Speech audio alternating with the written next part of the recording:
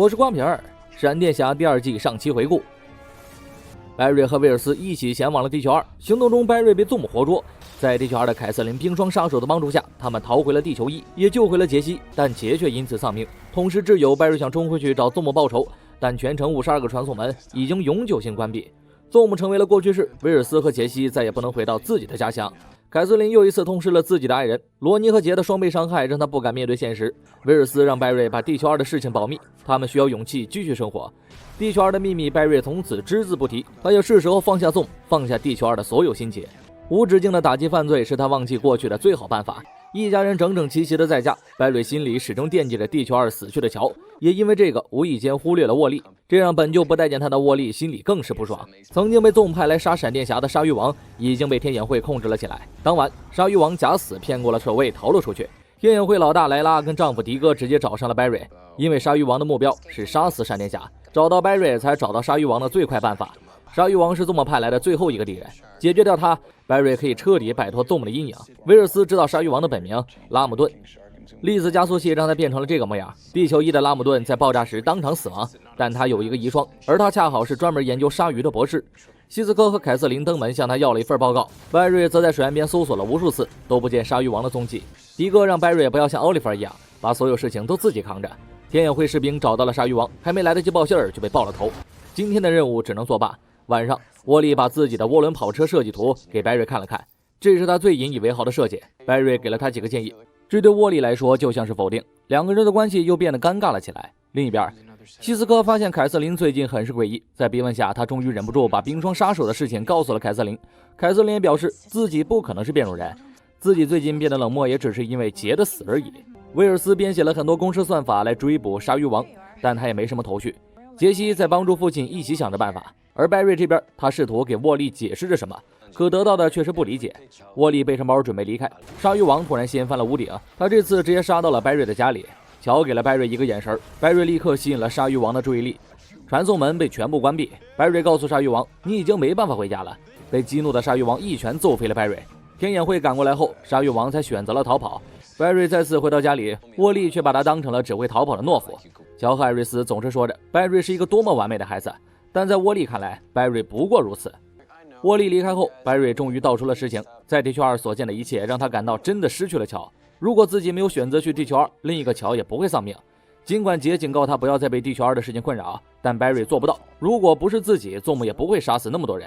至于鲨鱼王是如何找到白瑞的家，凯瑟琳根据报告发现，鲨鱼的狩猎方式是通过电流定位，鲨鱼王能感受到白瑞体内的电流，这也帮助他们引出了鲨鱼王。希斯科打造了一个和闪电侠一模一样的诱饵，威尔斯和杰西写出了追踪鲨鱼王的公式。等了几个小时，鲨鱼王终于上钩了，但他没有因此中计。白瑞为了不伤及无辜，开始水上漂，在海里鲨鱼王的速度不比闪电侠慢多少。白瑞以鲨鱼王为中心，抛出了一个巨大漩涡，利用神速力导电将鲨鱼王电昏了过去。鲨鱼王被天眼会带走，加强了监管。结束后，乔把白瑞儿时悲惨的童年告诉了沃利，他只想让沃利知道白瑞是最坚强的孩子，两个人都是他最爱的儿子。白瑞最终放下了宗，但他放下的是阴影，他打算找宗复仇，他一定要让地球2恢复和平。下次再见面的时候，他一定会打败宗。地球2，宗母把杰的尸体带到了铁人的面前，当他摘下面具后，出现的却是另外一个杰。白瑞为了让自己变强，找到了一个又远又深的大峡谷，想要越过去，要比现在的速度快几倍才可以。第一次尝试，白瑞险些丧命，好在希斯科用无人机接住了他，这让白瑞知道变强的过程会十分艰难，想要对抗宗母一点也不简单。大伙决定给自己放个假，为了保证女儿的安全，威尔斯给了他自己的手表，用来识别变种人的身份。在夜店里，大家玩得很嗨。沃利也和杰西出枪时，手表总是对着白瑞滴滴响，气得杰西跑到厕所准备拆了他，却意外听到了威尔斯的录音。大致意思是他会为了救回女儿而去杀人。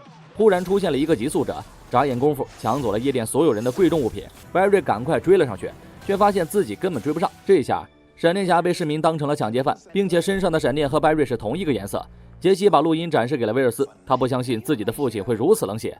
但事实，威尔斯就是这么狠的人。为了女儿，他杀死过无归人。但眼下最麻烦的事情就是这个神秘急速者。第一，传送门已经被全部关闭，不可能是来自地球2的。第二，粒子加速器爆炸时只产生了白瑞一个急速者，能够成为急速者的办法就只剩下了一个了。凯瑟琳把终极9号血清的事情告诉了白瑞，白瑞瞬间恼怒了，自己这么拼命想要让速度变快，结果你们现在才告诉我有这种玩意儿。这个药可以让人获得神速力，但它的副作用更加危险。希斯科试图安慰凯瑟琳，却意外震波到了Zoom的存在。还没反应过来，神秘寄宿者又开始抢劫了。Barry第一时间追了上去，虽然依旧没有追上，但他看见了对方是一个女人，而且穿着一身和自己同样材质的战服。凯瑟琳想起了自己研发终极酒的时候请了一个朋友帮忙，为了保险起见，凯瑟琳只告诉了伊丽莎8个元素中的3种。她和乔一起找上了伊丽莎，伊丽莎表现得再正常不过了。凯瑟琳选择了相信，但这只是表象。伊丽莎因为使用了终极酒，已经产生了人格分裂，邪恶的人格总是在引导着她继续使用终极酒，而她手中只剩最后一瓶。伊丽莎选择先干为敬，Barry这边也拿着终极酒摇摆不定。威尔斯看出他的顾虑，让他不要注射这个。Barry想在这个全民开挂的时代让自己变强，但他每一次妥协都会丧失一些人性。威尔斯撂下一句当一个好人后转身离开了。Barry 最终选择放弃。此时伊丽莎突然冲进实验室，把 Barry 关进了超能监狱，并且打到了乔。伊丽莎过来是为了终极酒，分裂的人格让他暴露了身份，为了恐吓希斯克开了一枪，也因此让希斯克又一次震波到了Zoom。最后一瓶终极酒已经被Barry砸烂。伊丽莎准备杀死杰西，威尔斯却表示自己可以帮他，现场和凯瑟琳一起制造。为了保险起见，伊丽莎把第一针刺进了杰西体内，看杰西没事儿，伊丽莎才拿走了其他几瓶。刚把Barry放出来，杰西就倒地抽搐，口吐白沫，唯一匹配血醒的人只有威尔斯。终极酒排出体内后，杰西才醒了过来，威尔斯已经贫血到满脸苍白。尽管这样，他还是在安慰着女儿。为了女儿，他可以给伊丽莎血清，也可以不顾别人的安慰。杰西却把这一切当成了自私。凯瑟琳在终极酒里放了微型 GPS。此时的伊丽莎正在大桥上反复奔跑，企图杀死桥上的所有人。Barry 把桥上的200个百姓全部都救了出来。此时的大桥也瞬间崩塌，两头的距离和峡谷间的距离大差不离。Barry 决定越过去阻止伊丽莎。Barry 摆好了起跑姿势，以3倍音速的速度越过了大桥，撂倒了伊丽莎。Barry 把威尔斯送给自己的话转述给了伊丽莎，企图让她改邪归正，但伊丽莎还是把所有的血清注入了体内。闪电的颜色也从黄色变成了蓝色。没跑出去多远，伊丽莎就因为速度太快而蒸发，地上只剩下了一套战衣。艾瑞斯还借此机会写了一篇报道，还闪电侠一个清白，而杰西选择了默默离开，在这个城市的某个角落展开自己新的生活。Barry 在伊丽莎蒸发前看到了蓝色的闪电，这和 Zoom 的闪电一模一样，证明 Zoom 也在用着终极酒，也证明了 Zoom 的身体需要治疗，所以他才需要 Barry 的神速力，就像是将死的杰需要神速力恢复身体一样。希斯科趁机把震波到Zoom的事情说了出来，并且2次都发生在钢盔附近。想验证答案只有一个办法，Barry砸碎了玻璃，拿出了钢盔。希斯科再一次震波到了Zoom，这次Zoom摘下了面具，正是杰，杰就是Zoom。这是第2个欺骗了 Barry 感情的寄宿者，先是逆闪电斯旺，又是Zoom杰。同样的错误 Barry 犯了2次，他们每个人都是来利用 Barry 的。知道真相以后， Barry 开始无止境的寻找让自己变快的办法。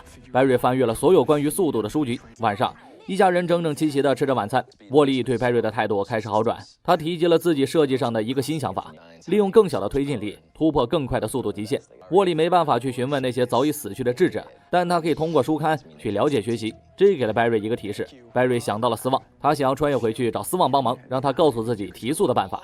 这个想法过于疯狂加愚蠢，威尔斯贼讨厌扰乱时间线，如果斯旺知道了未来的事情，那又将会有无辜的人死去。不过 Barry 心意已决，没有人能够拦得住他。首先 Barry 将回到抓住哈利的时间线，那个时间线的威尔斯因为加速器事件被所有人记恨，包括 Barry。 抓住这个时机去问话的话，应该不会留下破绽。走之前，凯瑟琳给了 Barry 一管麻醉剂，足以让1年前的 Barry 昏睡6个小时。在穿越的过程中， Barry 意外地看到了时间亡灵，此时的 Barry 正在抓捕哈利。就在哈利出手的一瞬间， Barry 把自己抓了过来，正要注射麻醉剂的时候被躲开了。经过一瞬间的交手后，过去的 Barry 还是被一针扎晕了过去。有了之前的教训， Barry 提示希斯科取出哈利的助听器。此时的斯旺表现得还很正常， Barry 把自己的问题全部都问了出来，假装自己是为了打败逆闪电。斯旺迟疑了一下，选择帮助他。